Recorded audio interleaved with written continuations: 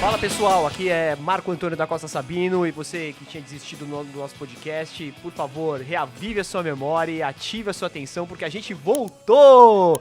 E a gente tá aqui nesse podcast do Instituto de Liberdade Digital e temos um convidado super especial, além de, evidentemente, o professor doutor Diogo Reis, o meu chapa, meu brother, que me ajuda a tocar esse podcast. Na verdade, eu ajudo, o podcast é todo ele. Fala, Diogão, tudo bem, cara? Fala, Marcão, beleza, brother? Imagina, cara, aqui na verdade você que comanda a parada e, em especial, sejamos honestos, nosso chefe, Marcelo Baile. É o cara que cuida de tudo essa parada e bota ordem na bagunça. Sem então, dúvida nenhuma. Marcelo, tudo bom, meu brother? E hoje a gente tem aqui um convidado super especial. Tô bem feliz da gente poder fazer esse podcast, que é o nosso querido professor Maurício Tamer. Maurício, seja super bem-vindo, brother. Quero que você fique muito à vontade e há muito tempo a gente queria que você viesse pra cá trocar essa ideia com a gente. Meu, vocês vão conhecer o Maurício muito melhor, mas de uma certa maneira, só pra vocês terem uma ideia, o cara tá divulgando direito digital desde a época do Orkut. Eu acho que ele fez um scrap lá em 2000 e pouco, dizendo, olha, comecei a trabalhar com direito eleitoral digital. O que é Orkut, cara? Cara, o Orkut é um fenômeno. E em 2010, 2012, ele dominava. Na época, em 2010, só para todo mundo relembrar, ele era 3 vezes maior que o Facebook, 5 vezes maior que o Twitter. E desde essa época, Maurício Tamer já trabalhava com direito digital e vem tocando para cá. Depois, com o tempo passando, fez mestrado, fez doutorado. O doutorado foi em Direito Político lá no MAC, no Mackenzie. Foi onde eu conheci o professor Maurício Tamer. A gente pôde fazer alguns projetos juntos. E há tempos eu queria trazer ele para cá, Marcão. Maurício é fera, vocês vão ver. E eu queria começar, já para ele falar um oi, mas trazer aquela pergunta que eu fiquei cismado. Que pergunta? Qual? Né? Velho, Maurício, se apresenta um pouco, troca uma ideia com a turma e a pergunta que eu queria começar é... Velho, você trabalha um monte de coisa, de questões digitais e empresariais. E a gente trabalha muito liberdade de expressão aqui. O Marco é nosso mestre. E aí, mas sempre com um viés, no meu caso, mais para política, para eleições. O Marco sempre com um viés um pouco mais amplo, olhando para as pessoas de uma forma geral. Eu mais no campo das eleições. Mas, cara, pô, qual é a relação dessa liberdade de expressão e da empresa? No fundo, cara, a PJ, a pessoa jurídica, a dona do CNPJ e não do CPF, tem liberdade de expressão ou não? Queria que a gente começasse por aí. Manda aí, meu velho. Ah, que maravilha. Bom, é ótimo estar aqui com vocês, um prazer enorme. Essas iniciativas que trabalham aí com sistemas espinhosos, elas precisam existir. Agradeço o convite, acho que todas as palavras dadas são muito além daquilo que eu mereço, mas estamos entre amigos, então eu vou me sentir confortável e entender que vocês são muito gentis. Trabalho aí com sistemas de tecnologia há bastante tempo. E é uma pergunta, para começar, uma pergunta muito boa, né? Quer dizer, as empresas, as pessoas jurídicas, elas têm liberdade de expressão? Não vou ter a petulância aqui de levar e discutir com vocês o conteúdo de liberdade de expressão, porque eu tenho certeza que eu falharia ali nos próximos 5 minutos. Eu conseguiria levar a discussão até um ponto, depois os dois assumiriam aqui, com certeza eu perderia a disputa, certamente. Mas pensando bem assim... Eu vejo a liberdade de expressão como uma espécie de uma face da própria livre iniciativa empresarial, né? Então a gente tem um modelo econômico posto de escolha de uma liberdade empresarial, de uma livre iniciativa, que ela é limitada e ela tem que encontrar, e talvez eu consiga falar um pouco disso, limites de acordo com o que o próprio ordenamento jurídico prevê, mas eu acredito que sim, que a empresa tem esse exercício de liberdade de expressão. Não uma liberdade de expressão que a gente possa pensar na origem dela, necessariamente frente ao Estado, como um direito fundamental, com uma formação democrática, de uma pluralidade entre a própria sociedade e das pessoas naturais, pessoas físicas, digamos assim. Mas uma liberdade de expressão que ela possa se posicionar, que ela possa fazer sua publicidade, que ela possa se posicionar em termos de comunicação para levar isso adiante. E aí entender, se existe ou não e como que ela pode ser construída. Se a gente olha para o Código Civil, a gente vai olhar lá para o artigo 52, vai dizer que os direitos da personalidade são aplicados naquilo que cabe e faz sentido para as PJs. Eu acho que é um pouco dessa discussão aqui, Diogão.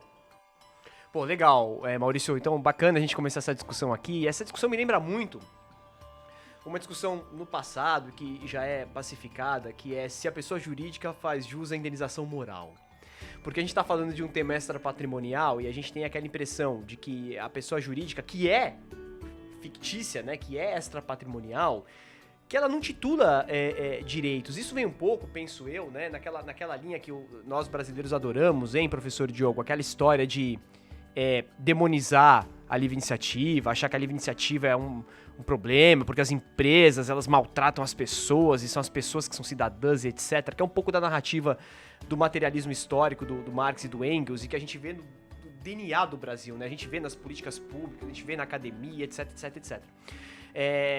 Mas nessa situação de liberdade de expressão da empresa, como é que você identificaria o modo como a empresa se comunica, as formas e etc? O que você teria a dizer para nós a respeito disso?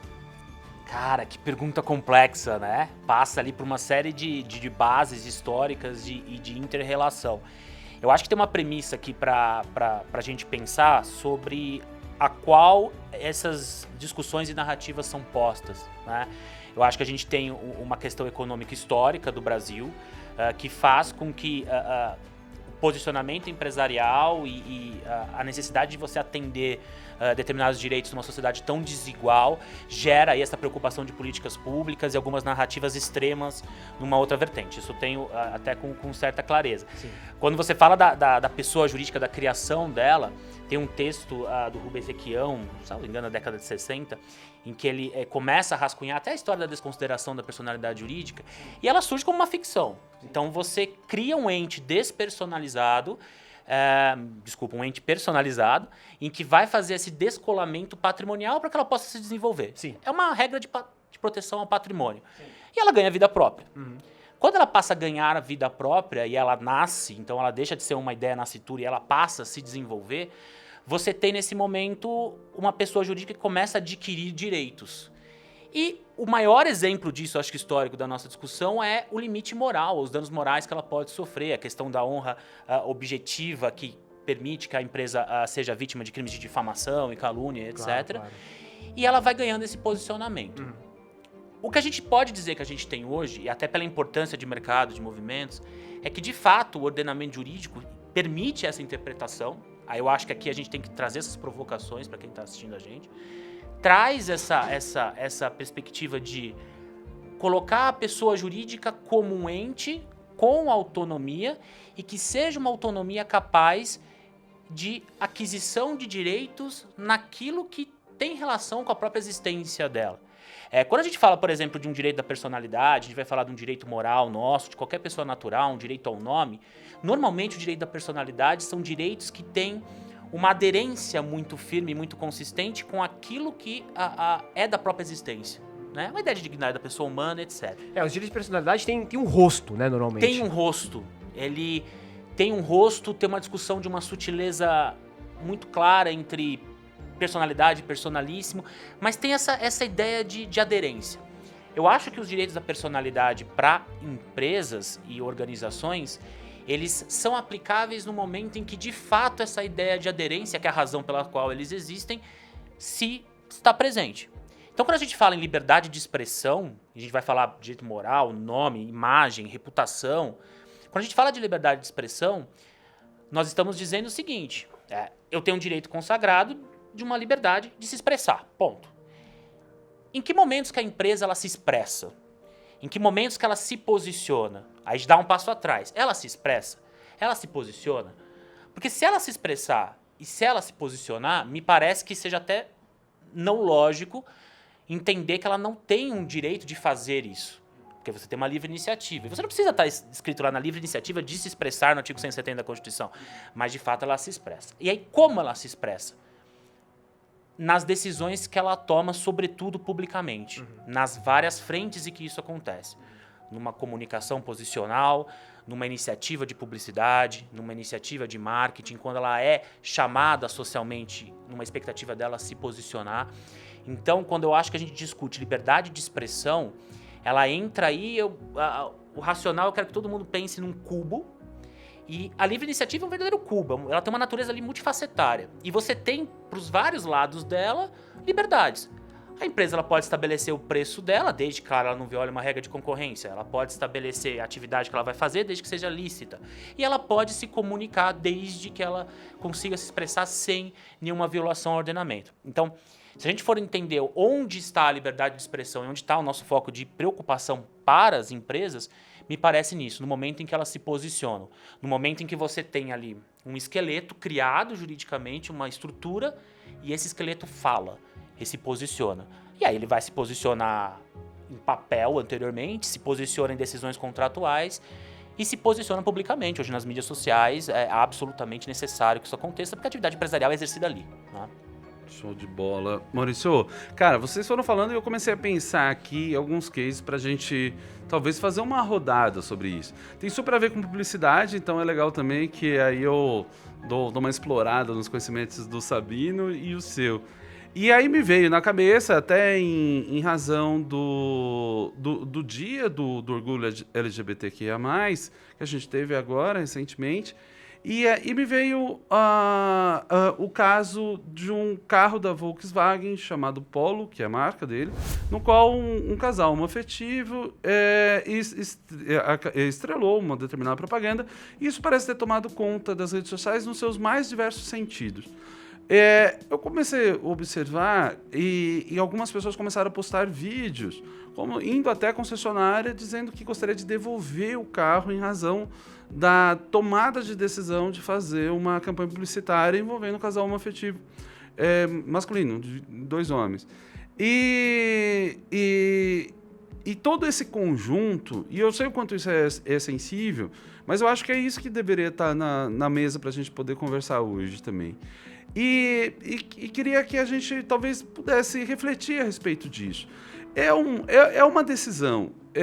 Colocar, por exemplo, na campanha publicitária, ou deixar de fazer, ou fazer contra, é um ato de liberdade, um ato de escolha e um ato de liberdade. Às vezes até por omissão, não se manifestar naquele determinado dia ou em razão de determinada coisa.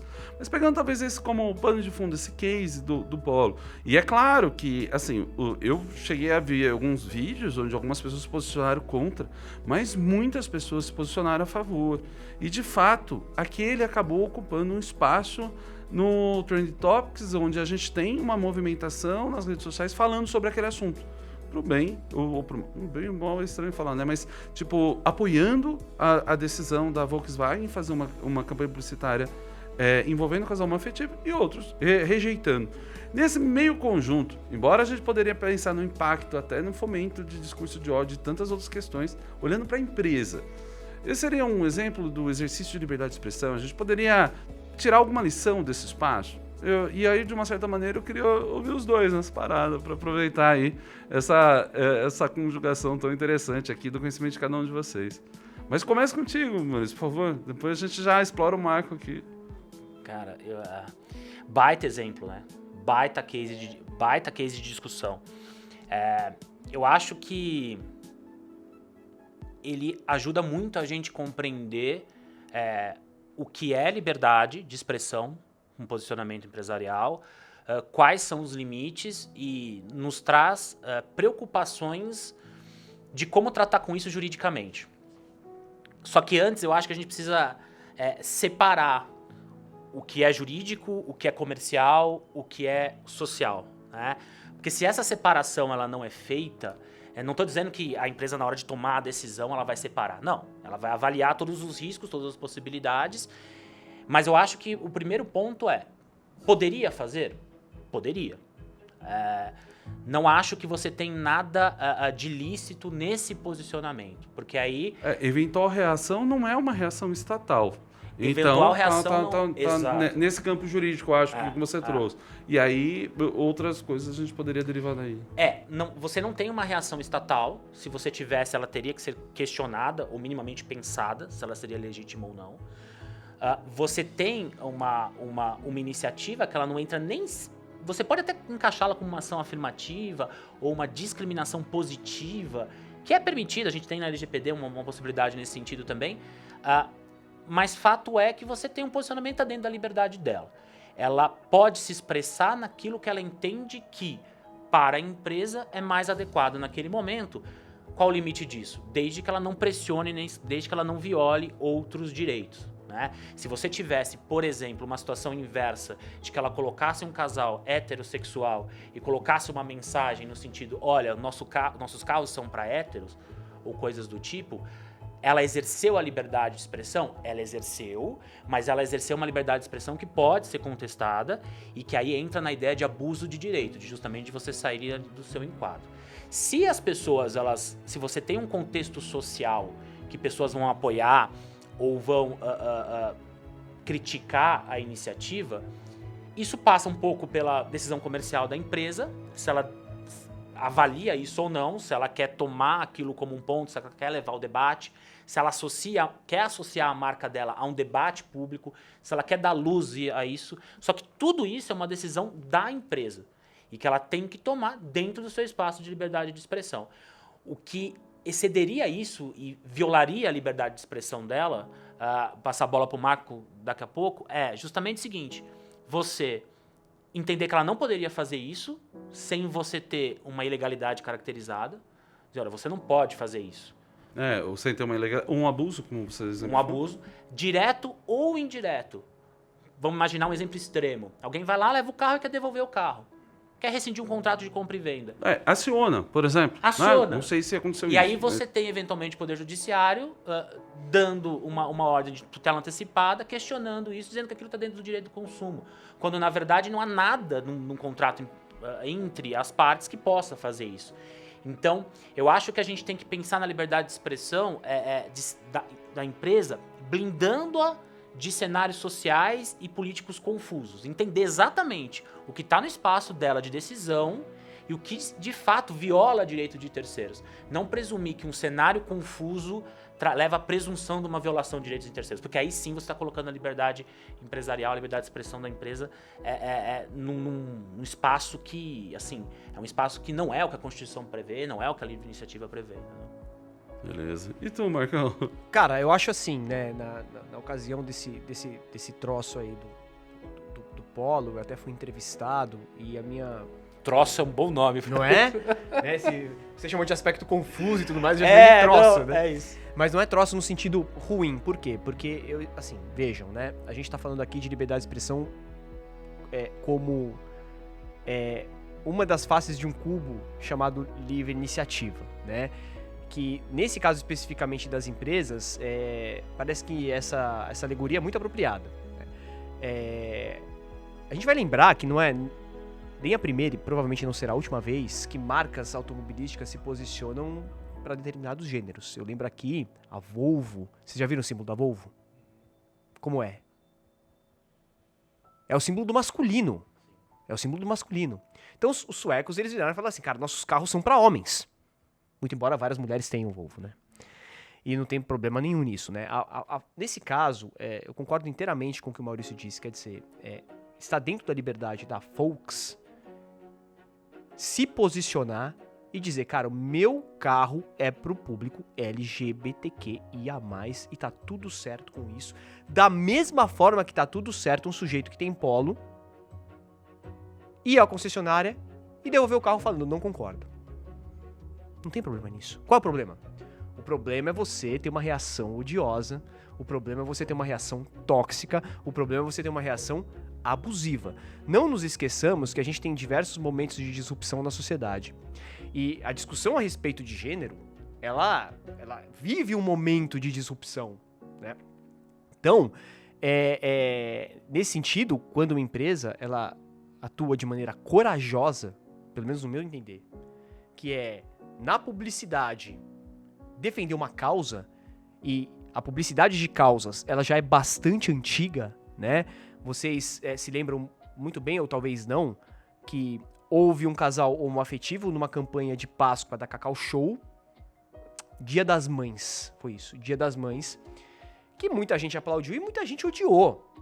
Tá tudo certo, porque a sociedade é assim, e tem de ser assim, na verdade. O que não dá para admitir é discurso de ódio, é ataque à empresa, por exemplo, enfim, despencamento de ações contra a empresa, investigações e etc. Por quê? Por isso, por aquilo, por quê? Por isso, por aquilo.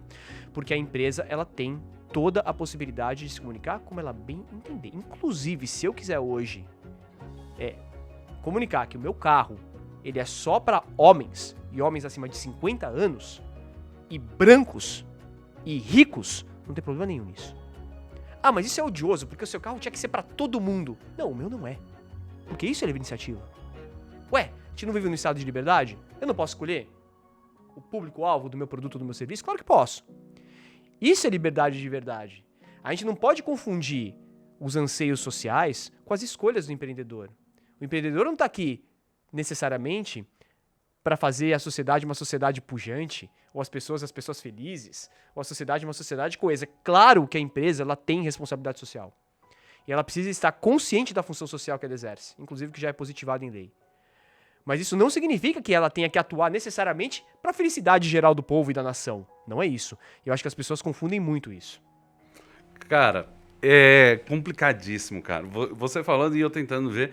Claro que a gente tem premissas, talvez espectros de liberdade de expressão diferente. É natural isso. A gente não tem...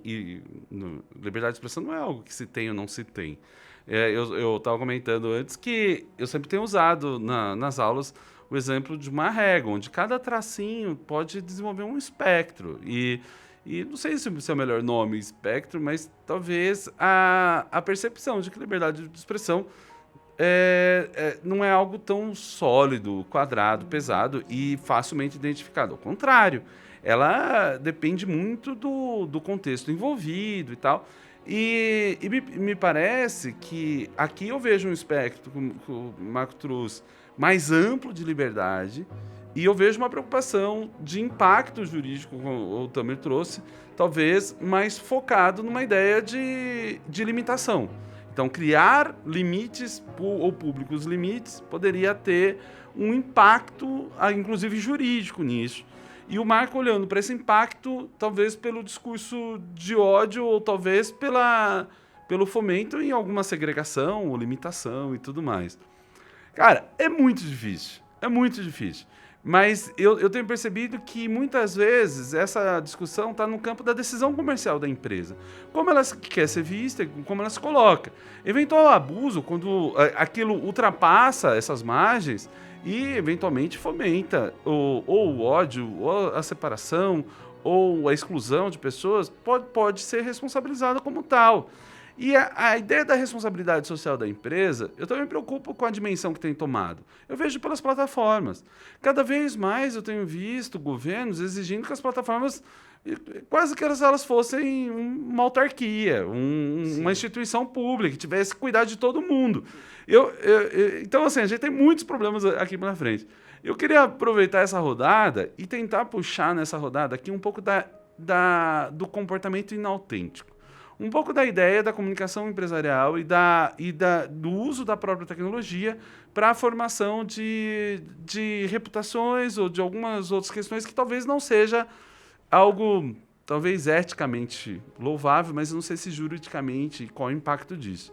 E aí, como exemplo, veio na minha cabeça, eu li recentemente uma matéria sobre as indústrias de comentários.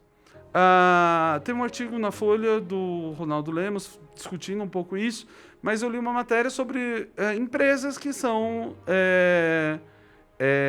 que têm como destino a produção de comentários a favor de uma marca ou eventualmente contra e por aí vai. Toda vez que a gente vai comprar alguma coisa, aqueles comentários eles são muito importantes para a gente tomar decisão. Não sei vocês, mas eu sempre dou uma olhada lá. E aí comecei a perceber, então, uma espécie de uma indústria falsa de comentários. Não de pessoas que compraram, mas de pessoas, às vezes, pela própria empresa contratada que buscam esses comentários. Existem fazendas de likes. Pois então. E aí eu queria puxar daí, Marcão. Boa. Essa inautenticidade como estratégia publicitária. Eu acho que no campo ético não me parece que tem muita dúvida a respeito do enquadramento. E no campo jurídico, e considerando todo o espaço, tanto de liberdade e de outras questões, será que a gente não deveria pensar um pouquinho mais nisso? Eu acho que quando a gente fala do exercício de liberdade de expressão, a gente tem toda uma discussão muito séria sobre todas essas frentes, né? Mas eu acho que o grande ponto é entender que a premissa é que uma decisão comercial e de um posicionamento ela pode ser feita. Não que a premissa é que ela não pode ser feita. Então a premissa é de que ela pode ser feita. Em sendo feita sobre como ela vai ou não se posicionar,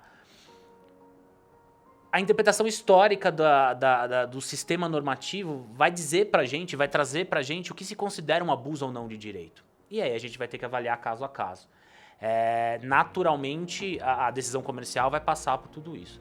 Quando a gente fala de desenvolvimento de mecanismos não autênticos, eu não acho que o método em si, mesmo, de forma isolada, ele é um método comprometedor ou eu acho que ele é um método ilícito. Né? Porque pode existir momentos em que a única forma, e aí quando a gente fala em autêntico ele é extremamente amplo, a única forma que uma empresa possa se posicionar e levar o seu posicionamento empresarial, vamos imaginar uma empresa que tenha passado por um caso, uma tragédia, alguma coisa muito severa, e que ela tenha uma reputação muito baixa por conta disso. Se ela se posicionar de forma autêntica nas redes, ela não vai conseguir. Então, de certa forma, ela vai ter que se posicionar de uma forma anônima, de construir toda essa narrativa, para que pouco a pouco ela leve aquilo que é verdade para ela. Agora, claro, se ela isso somar com práticas discriminatórias, somar com mentiras, somar com uma série de coisas, aí você tem uma ilegalidade que atrela também, de certa forma, ao conteúdo. Não acho que você se valer de comentários que sejam inautênticos por si só, ou de mecanismos por si só, isso gera uma violação à liberdade de expressão, ou gera ali um impacto ilícito naquilo. Do ponto de vista ético, aí a questão já é mais profunda de você avaliar quem está avaliando aquilo do ponto de vista ético, se essa narrativa está posta, se não está, aí a gente entra num outro cenário de discussão, né? Porque uma coisa é a gente falar da gente mesmo, outra coisa é a gente falar o que a gente acha ou crê sobre a gente, mas pedir para outras pessoas falarem. E aí talvez esse comportamento inautêntico pode pegar uma outra dimensão. Ao invés de ser uma usininha ali, uma indústria de fake news, poderia ser como se fossem terceiros falando sobre si. Que o valor disso é completamente diferente. Mas, Marco, eu queria te ouvir também sobre isso, mas daqui a pouquinho. Porque o Marcelo já olhou feio pra gente, né? A gente precisa fazer um corte. Então, pessoal, a gente vai ficar por aqui nesse primeiro episódio, primeira parte do podcast, com o Maurício Tamer, nosso convidado de hoje. E a gente volta pra falar de outras coisas. A gente vai querer que o Mauricião comente pra gente o que é astroturfing. Você sabe o que é isso? Então não perca no próximo episódio. Valeu, gente!